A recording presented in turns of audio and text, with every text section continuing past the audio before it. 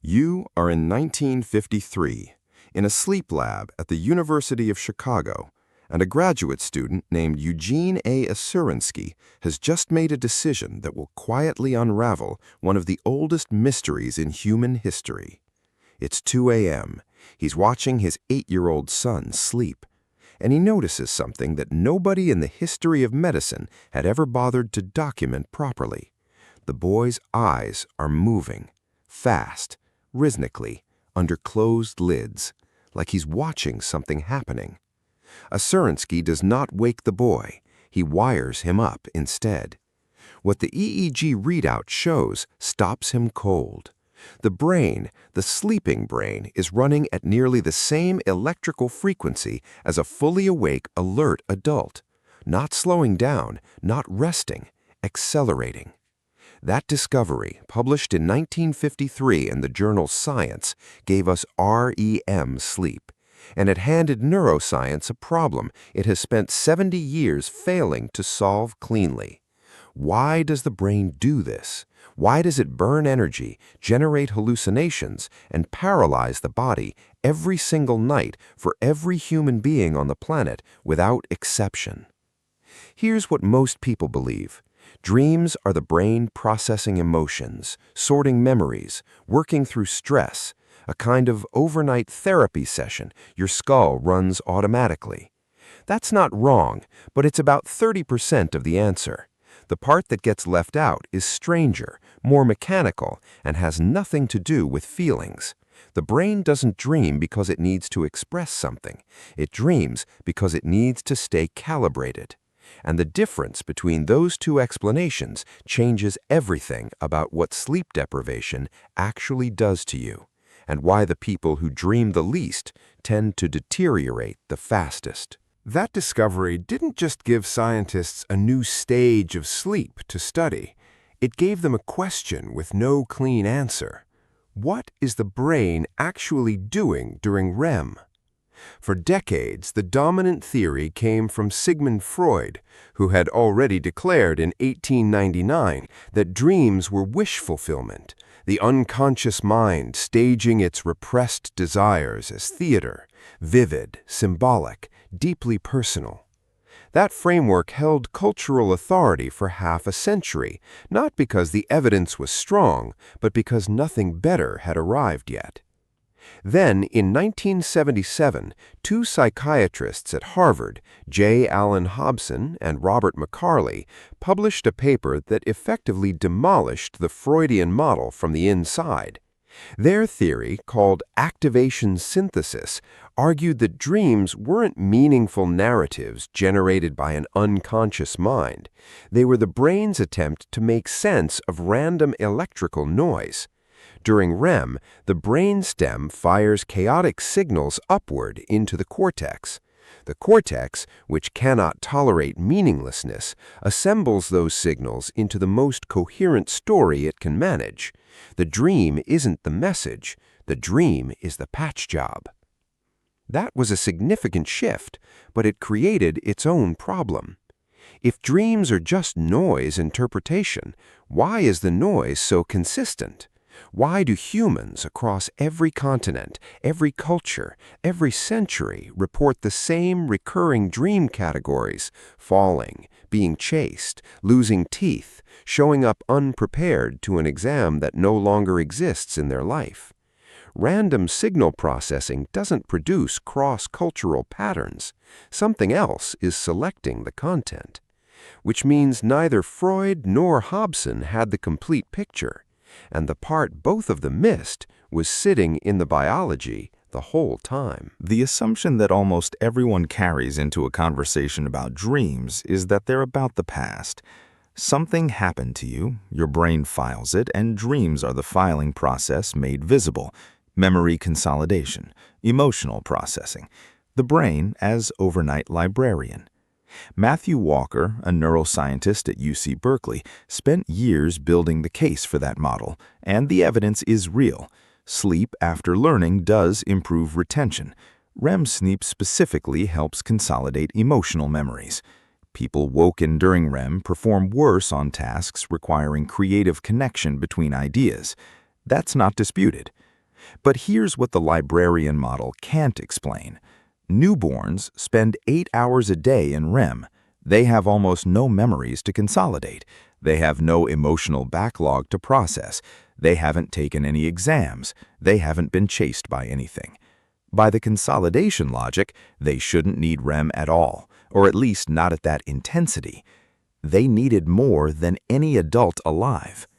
Premature infants spend almost their entire sleep cycle, up to 12 hours, in REM, not NREM, not deep slow-wave sleep, REM, the most electrically active, metabolically expensive stage of sleep, dominating the brain of a human being who has experienced almost nothing. That data point breaks the filing cabinet theory cleanly, because if REM existed primarily to process experience, the organisms with the least experience would use it least. The opposite is true. Which means REM sleep, and by extension dreaming, isn't primarily a response to living. It's a requirement for building the system that will eventually do the living. The brain doesn't dream to remember what happened. It dreams to construct what comes If REM next. sleep isn't primarily about memory, then what is the biological mechanism actually doing? What is the brain building during those hours of paralysis and hallucination? The answer starts with a protein, specifically with the process by which the brain wires itself together. During REM sleep, the brain releases a surge of acetylcholine, a neurotransmitter that activates neurons broadly and rapidly across the cortex. At the same time, two other neurotransmitters that normally regulate and suppress neural activity, serotonin and norepinephrine, drop to nearly zero. The brain, in other words, deliberately removes its own brakes. It floods itself with activation while switching off the systems that normally keep that activation organized and directed. What happens next is not random. The visual cortex fires, the motor cortex fires, the emotional centers, particularly the amygdala, run at levels higher than waking. But the prefrontal cortex, the region responsible for rational evaluation, logical sequencing, and reality checking, goes quiet. This is why dreams feel real while you're in them. The part of your brain that would identify the experience as impossible is offline. And this is also why the body gets paralyzed during REM, a mechanism called REM atonia, controlled by the brainstem, which inhibits motor neurons so that the motor cortex firing doesn't translate into physical movement. The brain is running a full simulation. The body is locked out of participating. That simulation serves a specific function. Researcher Antti Revonsuo at the University of Turku proposed in 2000 what he called the threat simulation theory, the idea that REM sleep exists in part to rehearse responses to dangerous situations in a zero-consequence environment. The brain stages threats, the emotional system responds, the motor system practices, and because the body is paralyzed, nothing breaks. It's not therapy, it's a flight simulator, and you run it every night, whether you remember the session or not. The flight simulator model isn't speculation built on brain scans alone. It has a paper trail that runs back farther than neuroscience itself. Start with the historical record of soldiers. After World War I, physicians documented a pattern in veterans that they didn't yet have language for, what they called shell shock, and what we now recognize as post-traumatic stress disorder. One of its most consistent features was repetitive nightmares, not symbolic dreams, not wish fulfillment, the same scene, replaying with near identical detail, night after night. The trenches, the explosion, the specific face. At the time, this was interpreted as psychological weakness, the mind unable to let go. What neuroscience has since established is the opposite. The repeating nightmare is the threat simulation system doing exactly what it was built to do, running the same high-danger scenario repeatedly because the emotional resolution never completed. The amygdala flagged the event as unresolved. REM keeps scheduling rehearsal sessions until the threat response finds an exit. The problem in PTSD isn't that the brain dreams too much. It's that the normal resolution mechanism broke under the weight of an experience the simulation system wasn't built to process. That distinction matters because it means the nightmare isn't the disorder. The nightmare is the attempted cure running on a broken loop. Move forward to 1994. Rosalind Cartwright at Rush University in Chicago ran a study tracking recently divorced adults through a period of clinical depression. She monitored their sleep and recorded their dreams over a 5-month period. The participants who incorporated their ex-spouse into their dream content, who dreamed about the relationship, about conflict, about emotional confrontation, recovered from depression at significantly higher rates than those who didn't. The ones whose dreams avoided the subject entirely showed slower recovery and higher rates of persistent depression at the 1-year follow-up. The brain wasn't replaying the pain for punishment. It was running the scenario under the neurochemical conditions of REM, low norepinephrine, high acetylcholine, conditions that allow emotional memory to be reactivated and then stored again with reduced physiological charge. The memory stays, the acute distress attached to it gets filed down. Matthew Walker's lab at Berkeley later confirmed the mechanism directly. Participants shown emotionally charged images had a measurably weaker stress response to those same images after a full night of REM sleep than after an equivalent period of waking rest. The images weren't forgotten, they were retained but stripped of the spike. That's not emotional processing as a metaphor. That's a specific neurochemical operation with a measurable output. And it raises a question that the field spent years not asking directly. If REM sleep does this for emotional memory, what happens to the people who don't get enough of it? Not the tired ones, the ones who are systematically REM deprived by alcohol, by sleep apnea, by the particular cruelty of certain antidepressants that suppress REM as a side effect while claiming to treat the very conditions REM exists to regulate. Here is the part that doesn't make it into the popular explanation of dreams. The drugs most commonly prescribed for depression and anxiety in the United States, selective serotonin reuptake inhibitors, SSRIs, suppress REM sleep as a direct pharmacological consequence.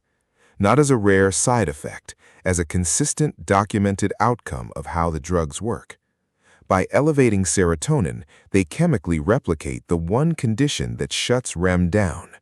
High serotonin is precisely what the brain uses to exit REM and stay out of it. Fluoxetine, sertraline, escitalopram, all of them reduce REM duration, REM intensity, or both. The clinical irony is exact. The conditions these drugs are most commonly prescribed to treat, depression, anxiety, trauma, are the conditions for which REM sleep provides the most documented neurochemical benefit. The medication suppresses the mechanism the brain uses to regulate the problem the medication is trying to solve. That's not an argument against SSRIs. The drugs work for millions of people, and the serotonin they restore does real things. But it does mean that anyone taking them is running a trade-off that most prescribing physicians never mention and most patients never know to ask about. And it compounds. Alcohol suppresses REM in the second half of the night, the half where REM cycles are longest and most emotionally active. A drink before bed doesn't give you better sleep. It gives you sedation followed by REM rebound, which is why alcohol-dependent sleep tends to produce vivid, disturbing dreams in the early morning hours and leaves the emotional processing function chronically underserved. Sleep apnea interrupts REM disproportionately because the brief awakenings caused by airway collapse occur most frequently during REM, the stage in which muscle tone, including airway muscle tone, is already at its lowest. 3 of the most common conditions affecting sleep in the modern United States, antidepressant use, alcohol consumption, and untreated sleep apnea, all converge on the same target, not sleep in general, REM specifically, the stage that does the emotional maintenance. And honestly, that's worth sitting with. The ancient world didn't have neuroscience. What it had was observation sharp enough to build institutions around. In ancient Greece, there were structures called Asclepia, healing temples dedicated to Asclepius, the god of medicine. Patients who arrived sick, injured, or mentally disturbed were not immediately treated.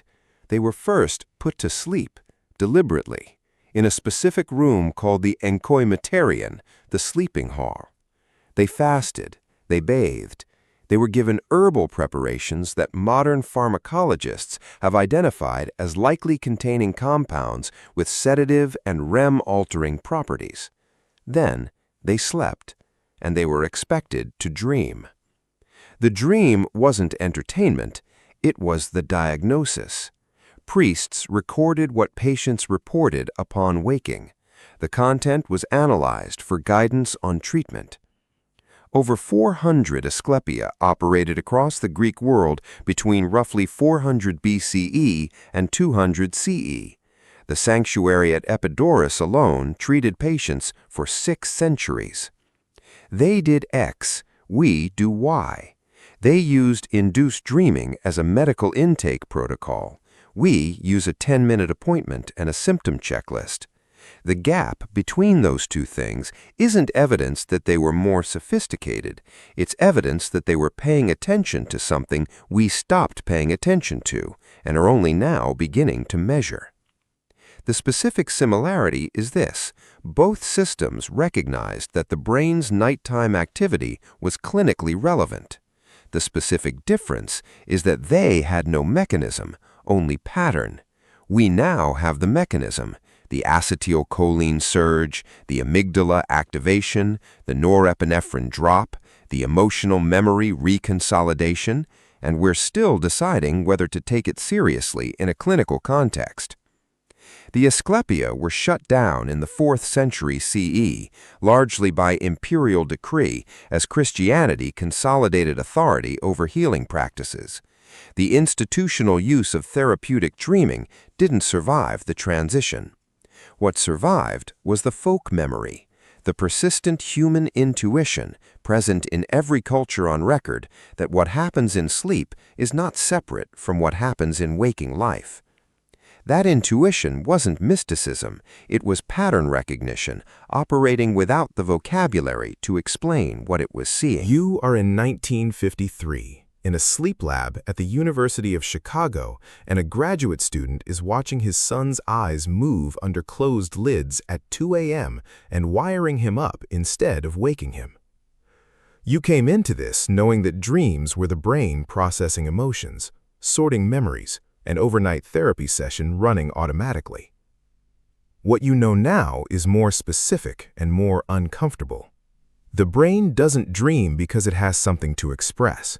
It dreams because it has something to maintain. The newborn spending 12 hours in REM isn't processing experience, it's building the architecture that will make experience possible.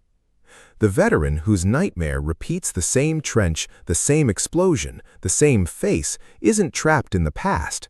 The threat simulation system is running a scenario it cannot resolve and rescheduling the session every night until it does. The divorced adult who dreams about the relationship recovers faster not because dreaming is cathartic, but because REM neurochemistry specifically reduces the physiological charge attached to emotional memory while leaving the memory itself intact. The mechanism was running the whole time. The ancient Greeks built 600 years of medical practice on the observable edge of it without ever seeing the machinery underneath. What Azarinsky found in 1953 wasn't that the brain was active during sleep. It was that the sleeping brain had never stopped working. It just changed what it was working on. Sleep isn't recovery, it's maintenance. And the difference between those two words is the whole argument.